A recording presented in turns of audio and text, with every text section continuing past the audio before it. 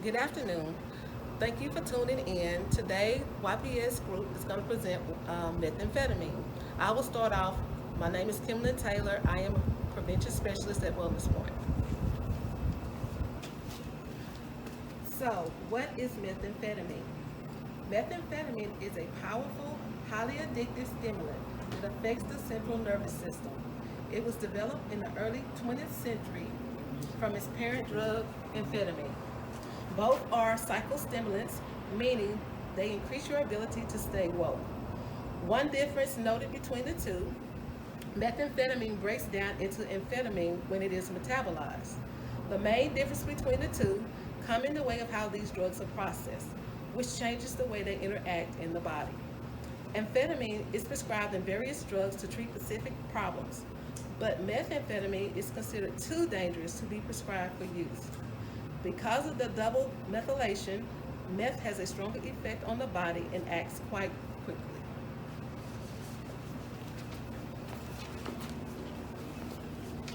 The history of methamphetamine.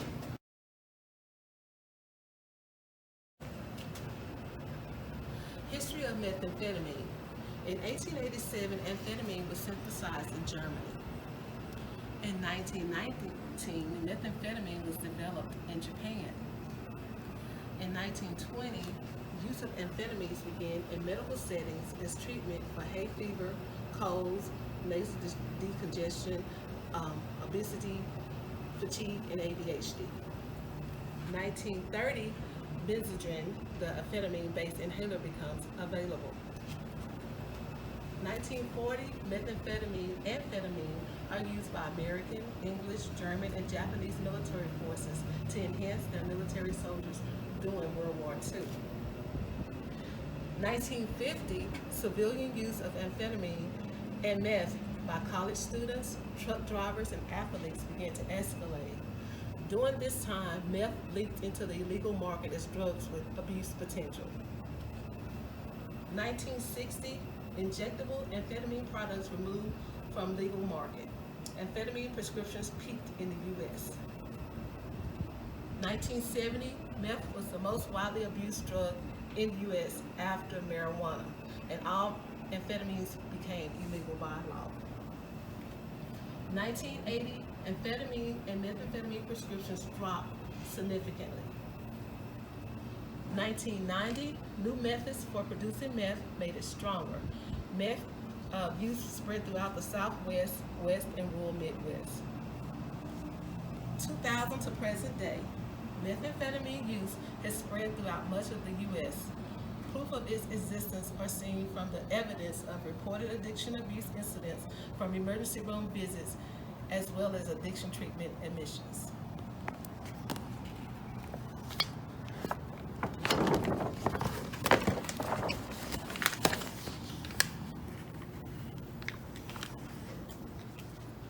Did you know meth use increases the risk of child abuse, neglect, and domestic violence?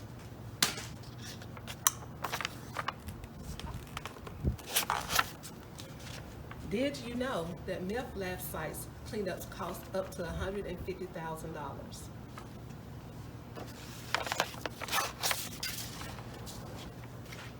Did you know meth induces paranoia and has led to numerous murders and suicides?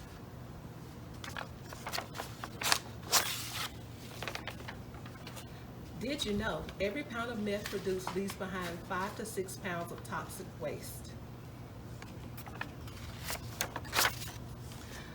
Did you know the average meth cook annually teaches 10 others how to make meth? My resources came from methamphetamine.com, also methamphetamineTreatment.org.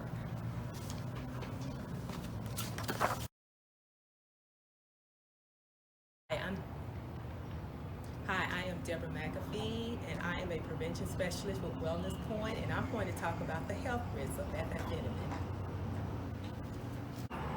Okay, here's the first health risk: heart problems and stroke.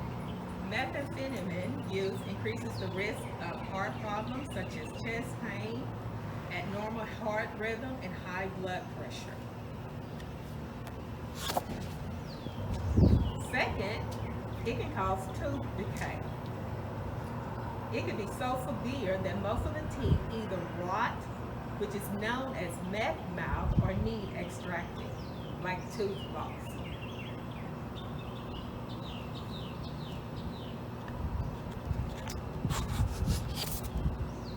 Third, it can cause Parkinson's disease.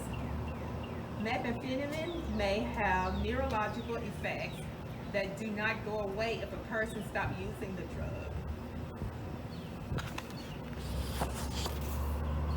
It also causes toxicity risk for producers. Illicit drug manufacturers are called cooks. They are at risk of numerous injuries related to the production of methamphetamine. Anyone in the area of a methamphetamine laboratory is also at the risk of exposure to chemicals, including children.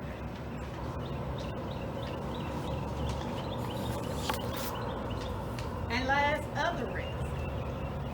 Other health risks include a higher chance of getting a blood-borne disease, such as hepatitis, among those who inject the drug.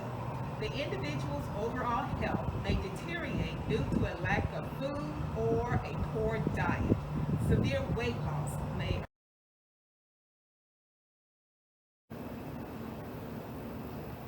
Hi, my name is Ashley Hall, and I am a prevention specialist with Wellness Point.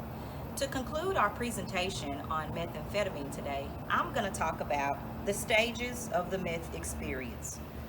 I got my resources from www.drugfreeworld.org. So here are some of the faces of meth abusers. We have our before pictures, which we can see at age 31. This young lady looks pretty normal. Age 33, which is only 2 years difference, the facial features start to change. And 1 year later, age 34, she looks totally different. We also have some other before and after pictures here. And as Ms. Deborah discussed earlier, with the use of meth, it can also cause tooth decay.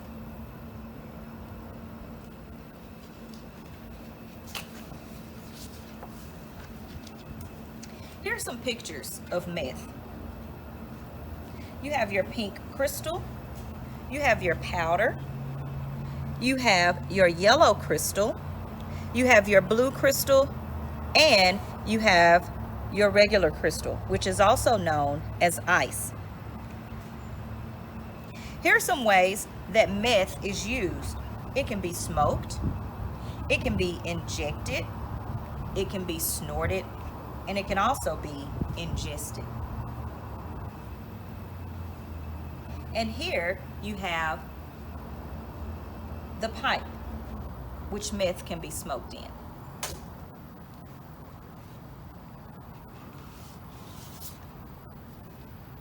So now, let's talk about the meth experience. First, you have the rush. The rush is an initial response the abuser feels when smoking or injecting methamphetamine. During the rush, the abuser's heartbeat races and metabolism, blood pressure, and pulse soar. The rush can continue for up to 30 minutes. After the rush, you have the high. The high is sometimes called the shoulder. During the high, the abuser often feels aggressively smarter and becomes argumentative, often interrupting other people and finishing their sentences. The abuser can become excessive compulsive, and the high can last from 4 to 16 hours. Next, we have the binge. The binge is uncontrolled use of a drug or alcohol. It refers to the abuser's urge to maintain the high by smoking or injecting more meth. The binge can last 3 to 15 days. During the binge, the abuser becomes hyperactive both mentally and physically. So after the binge, we have what we call tweaking. Tweaking, a methamphetamine abuser, is most dangerous when experiencing a phase of the addiction called tweaking, a condition reached at the end of the drug binge when the meth no longer provides a rush or a high. During tweaking, intense itching is common, and a user can become convinced that bugs are crawling under the skin and unable to sleep for days at a time.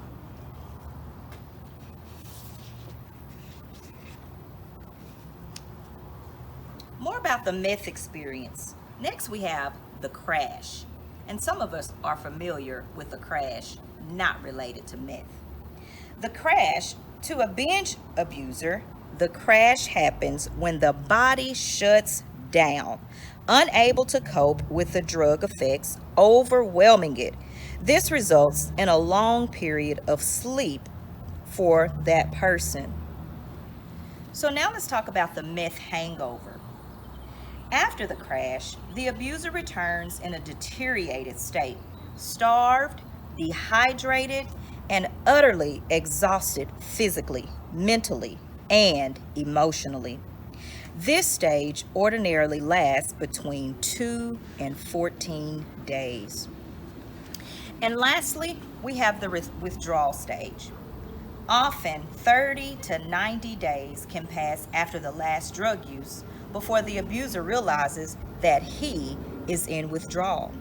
First, he becomes depressed, loses his energy, and the ability to experience pleasure. Since meth withdrawal is so painful, most abusers often revert. Thus, 93% of those in traditional treatment return to abusing methamphetamine. Now, I have a couple of testimonials here that I'm going to read from meth users. My life spun out of control after a simple girls' night out to alleviate my boredom. After being introduced to meth for the first time at age 40, within 3 years, I was shooting meth. I left my husband and my 3 children, ages 10, 12, and 15, and ended up living on the streets. This is Maria.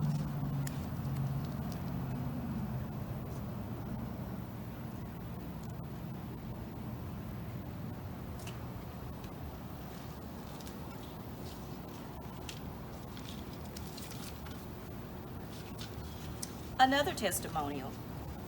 Welfare money was not enough to pay for our meth habit and support our son, so we turned our rented home into a meth lab.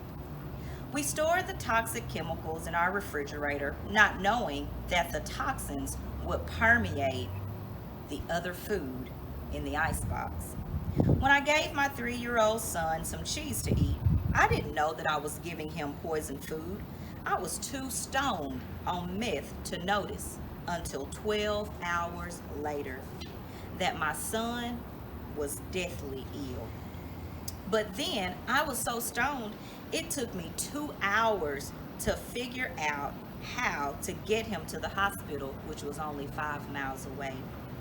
By the time I got to the emergency room, my son was pronounced dead of a lethal dose of ammonium hydroxide, one of the chemicals used to make meth. So we'd like to thank you guys for tuning in to our presentation on today.